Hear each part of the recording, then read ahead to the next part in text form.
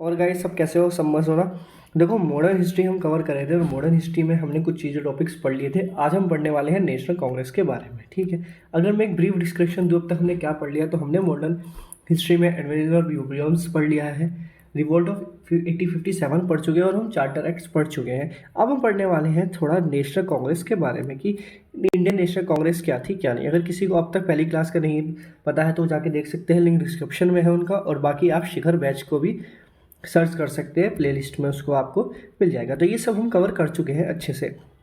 तो देखो, अब हम स्टार्ट करने वाले हैं आज अपना इंडियन नेशनल कांग्रेस के बारे में कि इंडियन नेशनल कांग्रेस के बारे में क्या हुआ कैसे नहीं। तो देखो, सबसे पहले इंडियन नेशनल कांग्रेस के बारे में जो चीज़ हमें पढ़ने की है वो आता है कि इंडियन नेशनल कांग्रेस कब फाउंड हुई, किसने की या क्या क्या इसके बारे में रहा। तो याद रखना है कि इंडियन नेशनल कांग्रेस जो है आपका, इसके फाउंडर कहा जाता है A.O. होम को। ठीक है, किसको फाउंडर माना जाता है इसका? A.O. होम को इसका फाउंडर माना जाता है। कब फाउंड हुई थी क्वेश्चन ये बनता है, तो याद रखेंगे आप, ये हुई थी आपकी 28 दिसंबर 1885। कब हुई थी? 28 दिसंबर 1885।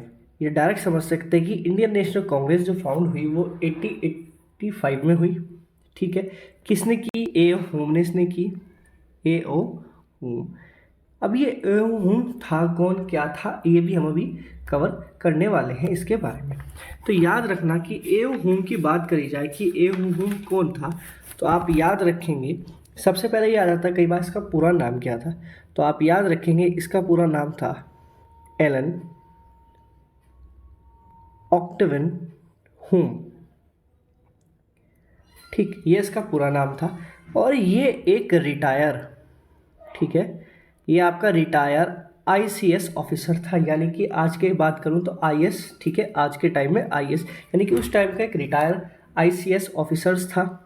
ठीक है, और इसने ही फाउंड की थी इंडियन नेशनल कांग्रेस। अब इंडियन नेशनल कांग्रेस फाउंड क्यों की गई थी या इसका क्या मोटिव था? जब आपको पता हो गया, हमने पढ़ा था चार्टर एक्ट के तहत, सेकेंड चार्टर एक्ट हमारा 1813, उसमें हमने पढ़ा था कि उसमें जो ब्रिटिश गवर्नमेंट है उन्होंने 1 लाख रुपए पर ईयर के हिसाब से इंडियन को एजुकेट करने के लिए लगाया गया था। अब जब इंडियन एजुकेट हो गए तो वो अब ब्रिटिश से सवाल करने लगे कि तुम ऐसे कर रहे हो, हमें ये चीज़ बताओ, हमें ये चीज़ पता होनी चाहिए। तो उन्होंने क्या काम करा, ब्रिटिशर्स को लगा कि भाई अब कैसे करें, तो उन्होंने काम किया कि एक पार्टी बना देते हैं, उसमें करेंगे। उन्होंने रहा था कि भाई ये लोग जो है हमसे पूछेंगे, हम इन्हें इधर से उधर घुमा देंगे। बट हुआ क्या, ये पार्टी इसी वजह से फाउंड हुई Indian national Congress. But reason इसका उल्टा रहा। इन जो ये पार्टी बनी, इसमें वो लोगों की समस्या को सुनने लगे और फिर उनसे सवाल पूछने लगे ब्रिटिशर्स से। तो अब याद रखना कि हमने ये तो समझ लिया है कि ये फाउंड कब हुई, किसने की।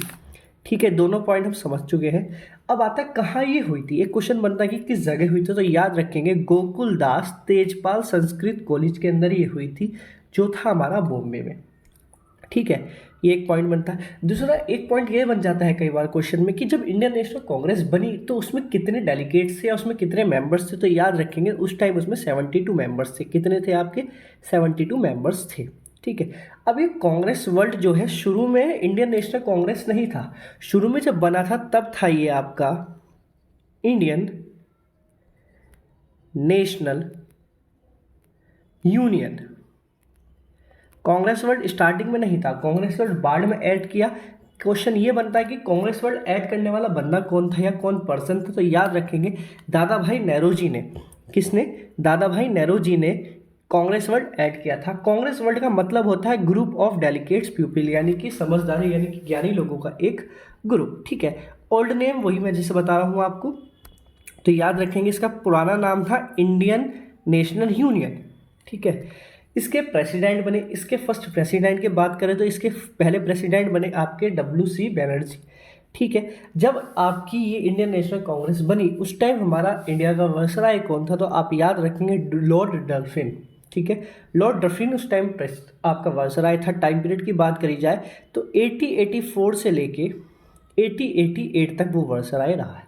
क्वेश्चन इसी तरीके से बनते हैं कि जब भाई कोई भी मूवमेंट या कोई भी स्पेशल चीज़ होती है, उस टाइम इंडिया में वायसराय कौन था या गवर्नर था, तो तब उस टाइम गवर्नर कौन था। ठीक है, ये पॉइंट्स होते हैं। कहाँ बनी, एक बार फिर रिकॉल करो। देखो, इसको फाउंड करने वाले की बात करें तो इसको बनाने वाला है A.O. हुम, जो कि एक रिटायर ICS ऑफिसर्स था। कब बनी थी? 28 दिसंबर 1885 में बनी है। कहाँ बनी थी? गोकुल दास तेजपाल संस्कृत कॉलेज बॉम्बे के अंदर ये बनी थी। टोटल इसमें स्टार्टिंग में 72 मेंबर्स थे। यहाँ पे कांग्रेस वर्ड का मतलब पूछ लिया जाता है तो ग्रुप ऑफ डेलीगेट्स पीपल है, ठीक है। ओल्ड नेम की बात करें तो इंडियन नेशनल यूनियन इसका पुराना नाम था। फर्स्ट प्रेसिडेंट की बात करी जाए तो WC बनर्जी रहे हैं उस टाइम। वर्सराय की बात करें तो लॉर्ड डफिन हमारा उस टाइम वर्सराय रहा है। अब इसमें और इम्पोर्टेंट चीज़ आती है, वो क्या है, वो उसको समझने की हमें ज़रूरत है। तो अब देखो इसमें इम्पोर्टेंट चीज़ और क्या क्या आती है, क्या क्या नहीं। तो इसके कुछ इंपॉर्टेंट सेशंस हुए, ठीक है। ये तो पढ़ लिया हमने, हिस्ट्री तो हमने सारी पढ़ ली इंडियन नेशनल कांग्रेस की, ठीक है। हिस्ट्री हम कंप्लीट कर लिया, किस तरीके से बनी, क्या क्या हुआ। अब इसमें जो होते हैं, इसमें हमें पढ़ना होता है इंपॉर्टेंट सेशंस, ठीक है। कुछ इंपॉर्टेंट सेशंस है। अगर इंपॉर्टेंट सेशंस की बात करें तो आप याद रखेंगे सबसे शुरू के 1 से लेकर 4 सेशंस बहुत इंपॉर्टेंट है ना, बहुत इंपॉर्टेंट है ये। उसके बाद बाकी जो इंपॉर्टेंट है वो सब हम अब कवर करने वाले हैं, ठीक है। तो स्टार्टिंग के 4 तो आप बिल्कुल अच्छे से याद करेंगे। अब देखिए ये है स्टार्टिंग के 4 इंपॉर्टेंट सेशन कि कौन सा सेशन है, और यहाँ पे मैंने इनको हिस्ट्री से डिवाइड किया है, किस ईयर में हुए, कहाँ हुए थे, ठीक है, कौन प्रेसिडेंट था और इम्पोर्टेंस पॉइंट उनके क्या रहे। तो याद रखेंगे कुछ सेशन हमारे लगातार हुए हैं, 4 सेशन हमारे इंपॉर्टेंट है जो लगातार हुए। सबसे पहला आपका हुआ था 8085 में, जैसे उसके बाद ईयर की जरूरत नहीं है, एक ईयर याद रखो, लगातार हुए। फिर 8086 में हुए, फिर 8087 में हुए, फिर 8088 में हुए। प्लेस हमें याद रखने की जरूरत। देखो हमने बताया कि अभी बॉम्बे में बनी थी तो पहला सेशन बॉम्बे में ही हुआ होगा। प्रेसिडेंट अभी हमने बात करी WC बनर्जी थे, तो WC ही बनर्जी उसके पहले प्रेसिडेंट रहे। यहाँ इंपॉर्टेंट चीज़ आती है किस लिए, तो याद रखेंगे ये पहला सेशन था इसलिए इंपॉर्टेंट है। 72 मेंबर्स ने इसमें पार्ट लिया था और इसमें अपोज किया गया था साल्ट टैक्स का। किसका? साल्ट टैक्स का अपोज किया गया था। इसी टाइप के क्वेश्चन बनते हैं कि 8085 सेशन कहाँ हुआ, ठीक है, ये बन जाता है। उस टाइम प्रेसिडेंट कौन थे या फिर किस वजह से हुआ था, या फिर ये आ सकता है कि जिसमें oppose of salt tax of Indian national session, ठीक है, उस टाइम प्रेसिडेंट कौन थे या कहाँ हुआ था। इस टाइप से क्वेश्चन आपके बनते हैं। नेक्स्ट सेशन की बात करें 8086 की, तो ये आपका कलकत्ता में हुआ। उस टाइम प्रेसिडेंट थे दादा भाई नेहरू जी। और ये इंपॉर्टेंट इसलिए है, सबसे पहली बात कि एक फर्स्ट पारसी कोई प्रेसिडेंट बना था, और दूसरी इंपॉर्टेंट थी इन्होंने ग्रांड पार्टी की मांग की गई थी इसमें। थर्ड सेशन की बात आती है तो आता है फिर आपका 8087 सेशन जो होता है मद्रास में हमारा। और इस टाइम में जो हमारे प्रेसिडेंट बनते हैं वो बनते हैं बदरुद्दीन तैयब जी। अब ये इंपॉर्टेंट इसलिए है कि ये पहले मुस्लिम प्रेसिडेंट बने और इन्होंने कहा ज्वाइंट कांग्रेस, ठीक है, इन्होंने कहा ज्वाइंट कांग्रेस, यानी कि इन्होंने कहा कांग्रेसी बनो, ठीक है। इन्होंने पूछ लिया जाता है ज्वाइंट कांग्रेस किसने कहा, ठीक है, और किस सेशन में कहा, तो आप याद रखेंगे बदरुद्दीन तैयब जी ने मद्रास सेशन में 8087 में, ठीक है। फिर उसके बाद नेक्स्ट आता है आपका 88 सेशन, ये आता है आपका इलाहाबाद सेशन में, ठीक है। और इसके प्रेसिडेंट जो थे उस टाइम थे जॉर्ज ईलू। अब ये इंपॉर्टेंट इसलिए है कि एक तो पहले ये इंग्लिश प्रेसिडेंट बना था और पहली टाइम हिंदी में स्पीच दी गई थी इसमें। तो ये 4 सेशन इसलिए इंपॉर्टेंट होते हैं। पहला सेशन 8085 में, फिर 8086 में होता है, फिर 8087 और देन 8088 बॉम्बे में होता है। बॉम्बे के बाद कलकत्ता में, फिर मद्रास में, फिर हमारा इलाहाबाद में, ठीक है। WC बनर्जी, दादा भाई नेहरू जी, ठीक है, बदरुद्दीन तैयब जी और जॉर्ज इलू, ठीक है। नेक्स्ट सेशन और इम्पोर्टेंट सेशन क्या है उनको समझिए। उसके बाद एक सेशन होता है आपका 1896 में। कहाँ? 1896 में सेशन होता है, ये भी आपका कलकत्ता सेशन में होता है। इसके प्रेसिडेंट की बात करी जाए तो आप याद रखेंगे रहीमतुल्ला एस यानी उसके प्रेसिडेंट रहे थे, और इसमें पहली बार वंदे मातरम गाना गाया गया था, ठीक है। नेक्स्ट सेशन आता है आपका, वो आता है 1906 सेशन जो है ये भी आपका कलकत्ता में होता है। इसके वापस प्रेसिडेंट बनते हैं दादा भाई नेहरू जी, और यहाँ पे भी स्वराज की मांग करते हैं, ठीक है, स्वराज की मांग करते हैं। क्वेश्चन बन जाता है पहली स्वराज की मांग किस सेशन में हुई, तो आप याद रखेंगे 1906 के सेशन में हुई। कहाँ हुई? कलकत्ता में। किसने की? दादा भाई नेहरू जी ने। नेक्स्ट सेशन, इंपॉर्टेंट सेशन आ जाता है 1907 में। 1907 सेशन कहाँ का सेशन है, तो आप याद रखेंगे सूरत सेशन है। और इस सेशन में जो है आपका कांग्रेस स्प्लिट हो गया था दो टुकड़ों में, जिनको मॉडरेट्स एंड एक्सट्रीमिस्ट्स बोलते थे। ठीक है, मॉडरेट्स ग्रुप था, यानी कि जो बुढ़े थे इस ग्रुप में, कह सकते हैं जो ओल्ड वाले थे, जो लोग मतलब अहिंसा को नहीं मानते थे। ठीक है, नॉर्मल कूल रहने वाले थे, वो उनका एक ग्रुप अलग बन गया। और एक्सट्रीमिस्ट यानी कि जो क्रांतिकारी है, जिनके अंदर थोड़ा गर्म खून था, उनका एक अलग ग्रुप बन गया। अब आता है यहाँ पे, ये इंपॉर्टेंट क्यों है, तो यहाँ पे हमें हिस्ट्री में दो नाम पढ़ने हैं, एक है रास बिहारी घोष और एक है रास बिहारी बोस। घोष और बोस की वजह से क्वेश्चन इंपॉर्टेंट हो जाता है। याद रखेंगे सेशन जिनके में स्प्लिट हुआ वो हमारे घोष थे। और जो आगे हम पढ़ेंगे एक, ठीक है, आगे चल के अभी हम पढ़ेंगे एक बॉम्ब कंस्पिरेसी है, उसको जब पढ़ेंगे तो वहाँ पे आएंगे बोस। तो बोस क्रांतिकारी थे, घोष लीडर थे। ठीक है, तो याद रखेंगे सेशन इसलिए इंपॉर्टेंट है क्योंकि यहाँ पे इंडियन नेशनल कांग्रेस स्प्लिट हो जाती है। उसके बाद नेक्स्ट सेशन आता है हमारा 1909 में, ये है हमारा लाहौर सेशन। और इसके प्रेसिडेंट थे मदन मोहन मालवीय, और इसमें इंडियन काउंसिल एक्ट की बात की गई थी। ठीक, नेक्स्ट सेशन और समझिए आगे, और इम्पोर्टेंट सेशन क्या है। फिर इंपॉर्टेंट सेशन आता है हमारा 1911 सेशन जो है ये हमारा कलकत्ता का सेशन है। आप देख रहे हैं कलकत्ता में काफ़ी सारे सेशंस हुए हैं। इसके प्रेसिडेंट की बात करें तो उसके प्रेसिडेंट थे बेसन नारायण दास। ठीक है, जनगण मन जो है हमारा पहली बार गाया गया, जनगण मन पहली बार हमारा गाया गया इस सेशन के अंदर। ठीक, ईयर याद रखिए 1911। और दिल्ली दरबार के लिए जनगण, आगे जब हम पढ़ेंगे तो आप समझेंगे कि जनगण मन जो है किस तरीके से दिल्ली दरबार से रिलेटेड है। उसके बाद इंपॉर्टेंट सेशन की बात करें तो 1917 सेशन आता है, ये भी आपका कलकत्ता में हुआ। और ये सेशन हुआ आपका एनी बेसेंट इसके प्रेसिडेंट थे। और इस टाइम आपका नेशनल फ्लैग को अडॉप्ट किया गया। और आप याद रखेंगे इंपॉर्टेंट इसलिए है, एक तो नेशनल फ्लैग को अडॉप्ट किया गया, दूसरी इंपॉर्टेंट कि पहली वुमेन लेडी कोई बनी। बट याद रखना, पहली वुमेन प्रेसिडेंट बनी थी, बट इंडियन प्रेसिडेंट नहीं थी। एनी बेसेंट इंडियन प्रेसिडेंट नहीं थी। ठीक है, उसके बाद एक लोता सेशन है जो गांधी जी ने लिया है, ये है आपका 1924 सेशन। बेलगाम सेशन है महात्मा गांधी ने। और इस सेशन को लेने का सिर्फ मतलब यही था उनका कि जो स्प्लिट हुआ था कांग्रेस, उसको वापस एक करने के लिए, क्योंकि ये इस बीच अरेस्ट हो चुके थे आपके नॉन कॉपरेशन मूवमेंट के तहत। चोरी चोरा जो कांड हुआ था उसकी वजह से इनको अरेस्ट कर लिया गया था। और उसके बाद जब आते हैं तो ये होता है, इसी बीच आपकी स्वराज पार्टी भी बन जाती है, जिसको बनाने वाले मोतीलाल नेहरू और चित्तरंजन दास होते हैं। ठीक है, आगे सेशन की बात करें तो अगला सेशन आता है इंपॉर्टेंट 1925 का, ये हमारा कानपुर सेशन है। और उसकी जो प्रेसिडेंट है वो है सरोजनी नायडू। अब आता है फर्स्ट इंडियन वुमेन जो बनी है प्रेसिडेंट।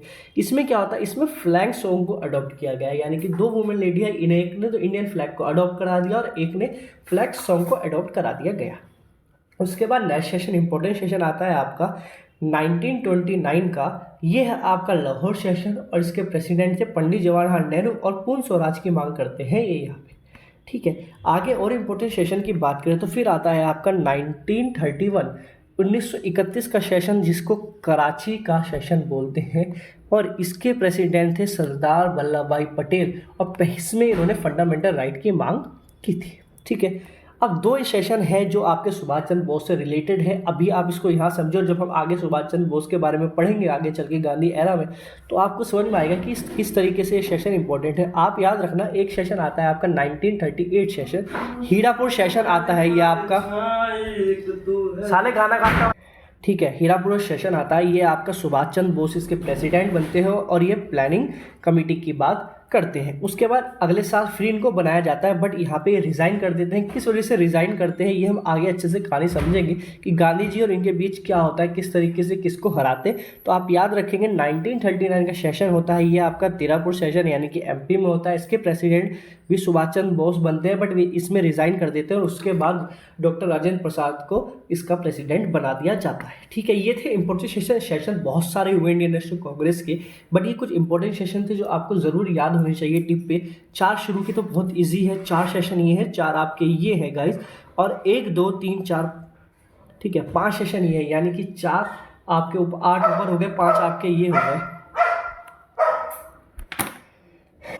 ठीक है गाइस, तो आपके 8 ऊपर 5 ये हो गए 13 और 3 सेशन ये, यानी कि 16 सेशन है जो बहुत ज़्यादा इंपॉर्टेंट है, जो हमें अच्छे से याद होने चाहिए। देखो आगे पढ़ते हैं। इसके बाद देखो इंडियन नेशनल कांग्रेस की कहानी हमारी यही होती है जो हमें पढ़ना था, जितना हमें एग्जाम के पॉइंट ऑफ व्यू से पढ़ना था।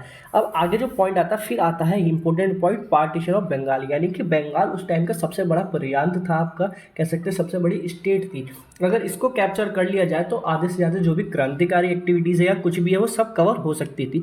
अगर बात करी जाए पार्टीशन ऑफ बंगाल की, तो ये कब हुआ और किसने इसको कराया, तो आप याद रखेंगे ये क्वेश्चन बनते हैं कि पार्टीशन ऑफ बंगाल के टाइम में आपका इंडिया का वायसराय कौन था, तो आप याद रखेंगे लॉर्ड कर्जन उस टाइम आपका वायसराय था। और कह सकते हैं कि पार्टीशन ऑफ बंगाल का अनाउंसमेंट करना है जिसने ये अप्लाई किया, तो उस टाइम ये किसने किया, लॉर्ड कर्जन ने ये किया था। ठीक है, ये इंपॉर्टेंट चीज़ है जो आपको अच्छे से याद रखनी है। इसके अलावा एक इंपॉर्टेंट है कि आपकी लिस्ट ज़रूरी होती है कि वायसराय कौन किस टाइम तक कर रही है, तो वो पहले से भी मैंने अपलोड कर रखी है और अभी हम उसको बाद में सबको कवर कर लेंगे। अभी आप सिर्फ इतना याद रखेंगे, लॉर्ड कर्जन की बात करें तो पार्टीशन ऑफ बंगाल के टाइम पे बना, बट ये 1889 से 1905 के बीच में रहा है। ठीक है, यानी कि अभी इंडियन नेशनल कांग्रेस हमारे के सेशन चल रहे हैं, उसी बीच हमारा पार्टीशन ऑफ बंगाल का केस आ जाता है। अब आती है पार्टीशन ऑफ बंगाल की केस की कब बात की गई और ये कब अप्लाई हुआ, तो अगर आप याद रखें कि 20 जुलाई 1905 में इसको अनाउंसमेंट किया गया, ठीक है, लॉर्ड कर्जन के द्वारा कि बंगाल का पार्टीशन होने वाला है। ठीक है, और 16 अक्टूबर 1905 में ही इसको अप्लाई कर दिया गया। ठीक है, अब जब ये अप्लाई हुआ तो इसी वजह से इसका प्रोटेस्ट होने लगा। अब इसका प्रोटेस्ट हुआ तो इसका प्रोटेस्ट किस तरीके से, कहाँ हुआ, किस वे में हुआ, अब उसको हमें समझने की ज़रूरत है। अगर हम बात करें तो इसका प्रोटेस्ट हुआ, आप समझेंगे, स्वदेशी एंड बाइकॉट मूवमेंट के वे में। ये कब स्टार्ट होता है, तो आप याद रखेंगे प्रोटेस्ट स्टार्ट होता है आपका 7 अगस्त 1905 में। ठीक है, स्वदेशी और बाइकॉट मूवमेंट। ठीक है, स्वदेशी का मतलब था कि जो भी स्वदेशी हैं, जितने भी हमारे स्वदेशी स्टूडेंट्स कह सकते हैं, कपड़े कह सकते हैं, उन सबको तो अप्लाई करना था, यानी कि उनको तो लेके आना था, और बाइकआउट करना था, जितना भी ब्रिटिशर्स था वो सब चीज़ें बाइकआउट करनी थी। ठीक, ये अब इसका इंपॉर्टेंट ये है कि ये सेशन कब हुआ ये तो समझ में आ गया, बट इस सेशन को मोस्टली लीड करने वाले कौन लोग थे वो इंपॉर्टेंट हमें ज़रूरत है। तो आप याद रखेंगे इसको, अगर बात करी जाए 3 जगह से इसको सबसे ज़्यादा लीड किया गया। एक पंजाब से किया गया, ठीक है, एक आपका इसको बंगाल से किया गया जहाँ ऑलरेडी पार्टीशन की बात की जा रही थी, और एक इसको लीड किया गया आपको बॉम्बे से। ठीक है, अब पंजाब से बात की जाए, पंजाब से इसको किसने लीड किया, तो आप याद रखेंगे लाला, ठीक है, लाजपत राय ने, ठीक है, इसको पंजाब से लीड किया। अगर बात की जाए बंगाल से, तो बंगाल से इसको किसने लीड किया, तो आप याद रखेंगे बंगाल से इसको विपिन चंद्र पाल ने किया। ठीक है, और बात की जाए बॉम्बे से, तो बॉम्बे से इसको बाल आपके गंगाधर तिलक ने किया। ठीक है, इसको लीड, इसीलिए स्वदेशी एंड बाइकॉट मूवमेंट को जो है एक टाइटल और मिला, या कह सकते हैं इन 3 लोगों को टाइटल मिला लाल बाल पाल का। लाल से आप याद रखेंगे लाला लाजपत राय, बाल से याद रखेंगे आप बाल गंगाधर तिलक, और पाल से आप याद रखेंगे विपिन चंद्र पाल। ठीक है, और ये बहुत तीनों ही बहुत बड़े वे हैं जहाँ से ये अप्लाई किया गया था। तो ये इंपॉर्टेंट है हमारा स्वदेशी बाइकआउट मूवमेंट यहाँ पे। अब इसके बाद एक और इम्पोर्टेंट चीज़ आती है, वो आती है आपकी मुस्लिम लीग। क्वेश्चन बनता है मुस्लिम लीग कब बनी, किसने बनाई, कहाँ बनी, किस वजह से हुई, तो आप याद रखेंगे मुस्लिम लीग की बात करें कि मुस्लिम लीग कब बनी, तो आप याद रखेंगे 1906 में बनी। अगर हिस्ट्री को आप एक क्रोनोलॉजिकल ऑर्डर में याद रखेंगे तो बहुत अच्छे वे होता है कि सबसे पहले अब तक हमने पढ़ा कि यूरोपियंस किस तरीके से आए। ठीक है, यूरोपियंस आए, उसके बाद ब्रिटिशर्स का पावर बढ़ा, किस वजह से पड़ा, बैटल ऑफ प्लासी और बैटल ऑफ बक्सर की वजह से। बैटल ऑफ बक्सर इंपॉर्टेंट है, उसी के बाद से यानी कि 1764 के बाद से उनकी पावर्स बढ़ी। उसके बाद हमने 3 चार्टर एक्ट पढ़े अपने, है ना, 4 चार्टर एक्ट पढ़े हमने, जो हर 20 साल के गैप में। सबसे पहला आया हमारा 93 में, फिर हमने पढ़ा 1813 में आया, फिर हमारा 1833 में आया, और ए आया हमारा 1853 में। इसी दौरान फिर हमने पढ़ा कि इसके बाद किस तरीके से रिवोल्ट हुआ 1857 का। ठीक है, देखो क्रोनोलॉजिकल ऑर्डर चल रहा है। रिवोल्ट ऑफ 1857 का हुआ, किसने किया, किस तरीके से हमने वो सबर किया। उसके बाद हमने जाना कि इंडियन नेशनल कांग्रेस बनी हमारी 1885 में। ठीक है, उसी के बारे में हम पढ़ रहे थे। फिर हमने यहाँ पढ़ा कि भाई बंगाल का पार्टीशन हो गया हमारा 1905 के अंदर। अब हम पढ़ रहे हैं मुस्लिम लीग जो हो गई है 1906 में।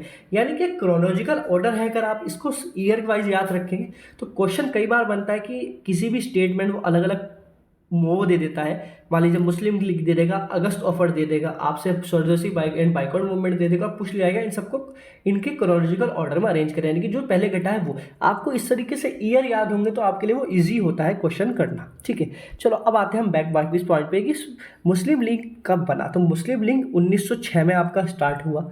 ठीक है, किसने बनाया, इसका फाउंडर कौन थे, तो याद रखेंगे इसको दो जनों ने मिलकर बनाया। एक था आपका अगर खान और एक थे आपके सलीमुल्लाह खान। ठीक है, सलीमुल्लाह खान और आपके अगर खान। कहाँ बना, सबसे इंपॉर्टेंट चीज़ आती है कहाँ बना। तो आप याद रखेंगे ये ढाका में बना। ठीक है, और उस टाइम वर्सराय, मैंने कहा ना जब भी कोई इंपॉर्टेंट चीज़ हुई तो उस टाइम अगर वर्सराय है तो वो हमारे लिए बहुत इंपॉर्टेंट हो जाता है। तो इस टाइम हमारा जो इंडिया का वर्सराय था वो था आपका लॉर्ड मिल्टन टू। कब तक रहा है, 1905 से लेकर 1910 तक। यानी कि अब तक हमने दो वर्सराय के बारे में पढ़ लिया। सबसे पहले पढ़ा हमने लॉर्ड कर्जन के बारे में जो पार्टीशन ऑफ बंगाल के टाइम था, यानी कि 1889 से लेकर 1905 तक रहा। ठीक है, और उसके बाद नेक्स्ट पढ़ लिया लॉर्ड मिंटो टू जो 1905 से लेकर 1910 तक है। यानी कि 1910 तक अब हमें कोई और चेंज करने को नहीं मिलेगा पढ़ने के लिए। तो ये इंपॉर्टेंट चीज़ है कि कहाँ बना, ठीक है, किसने बनाया और उस टाइम वर्सराय कौन था और कब बना। 1906 अगर खान और सलीमुल्लाह खान, ढाका, और वर्सराय की बात करें तो लॉर्ड मिंटो सेकंड।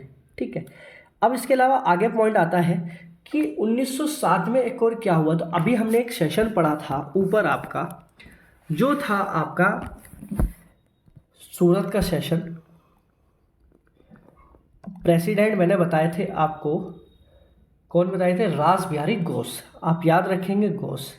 तो इसी टाइम हमारा कांग्रेस का स्प्लिट हो जाता है। मैंने बताया था मॉडरेट्स में और आपका एक्सट्रीमिस्ट्स में ये दो टुकड़ों में बढ़ जाता है, नरम दल और गरम दल में डिवाइड हो जाता है। अब इसी के बाद एक इंपॉर्टेंट चीज़ आ जाती है, वो आ जाती है आपकी मोर्लो मिंटो रिफॉर्म। अब ये मोर्लो मिंटो रिफॉर्म क्या है और मोर्लो मिंटो कौन है। तो मिंटो तो हम जानते हैं कि अभी हमने पढ़ा कि वर्सराय था क्योंकि 1910 तक है, और ये जो रिफॉर्म आया है उसके एक साल पहले यानी कि 1909 में, कह सकते हैं 1909 में ये आया। ये मोर्ले कौन था, तो याद रखेंगे जो मोर्ले है उस टाइम ये सेक्रेटरी ऑफ स्टेट था। एक पोस्ट होती थी सेक्रेटरी ऑफ स्टेट, तो ये उस टाइम आपका था सेक्रेटरी ऑफ स्टेट। ठीक, कौन था ये, सेक्रेटरी था, और मिंटो हमारा वर्सराय था। तो इन दोनों का एक रिफॉर्म आता है। अब इस रिफॉर्म में क्या होता है और इस रिफॉर्म को किसी ने क्या कहा है, क्यों इंपॉर्टेंट है, ये ज़रूरत है। तो आप याद रखेंगे कि ऊपर मुस्लिम लीग की स्थापना हुई। अगर मुस्लिम लीग की स्थापना हुई तो बेसिकली बंगाल का जो हमारा पार्टीशन था ना, वो क्यों किया गया था। बंगाल का पार्टीशन मेन इसीलिए ही किया गया था कि जो हिंदू और मुस्लिम है ना, इनको अलग टुकड़ों में डिवाइड कर दो। यानी कि अगर हम अलग टुकड़ों में डिवाइड कर देंगे, एक साइड सिर्फ मुस्लिम कर देंगे, एक साइड हिंदू कर देंगे, तो इंडिया पे रूल करना और इजी हो जाएगा। क्योंकि ये रिवोल्ट ऑफ 1857 के बाद ये देख चुके थे कि अगर ये लोग एक हो जाए तो ये बहुत बुरा हाल कर सकते हैं। तो इन्होंने इसलिए ये रिमूव लाए और इन्होंने मुस्लिम को ज़्यादा पावर दे के उनको थोड़ा अपने माइंड वॉश करके उनको इंक्रीज किया। अब इसमें क्या हुआ, मुस्लिम लीग तो बनवा दी, इसी के साथ साथ क्या काम किया, मुस्लिम गोट हैन ए सेपरेट इलेक्टोरेट, यानी कि उनको एक वोटिंग का और एक इलेक्शन का एक अलग इलेक्टोरेट दे दिया। ठीक है, मुस्लिमों को, और उनको एक स्पेशल राइट दे दिया वोट का मुस्लिमों को। ठीक है, इसी को गांधी जी ने, सब ये जब सब हुआ तो गांधी जी ने इसको कहा कि Morley Minto reform act destroyed the entire India, यानी कि इंडिया को वो पूरी तरीके से डिस्ट्रॉय कर देगा। इस तरीके से ये दो टुकड़ों में इंडिया को बांट देंगे।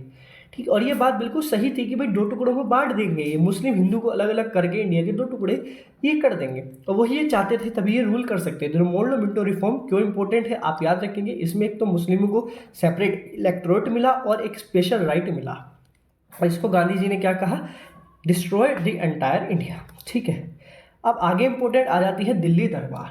अब ये दिल्ली दरबार कब लगा, क्यों इंपॉर्टेंट है, ये जानने की ज़रूरत है। तो अब हम टाइम देख लेते हैं, हमारी क्लास अगर ज़्यादा बड़ी ना हो रही हो तो इसको भी कवर कर लेंगे।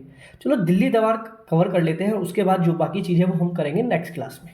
तो अगर दिल्ली दरबार की बात करूँ मैं, तो याद रखेंगे आप, चलिए एक काम करिए, इसको नेक्स्ट क्लास में कवर करेंगे।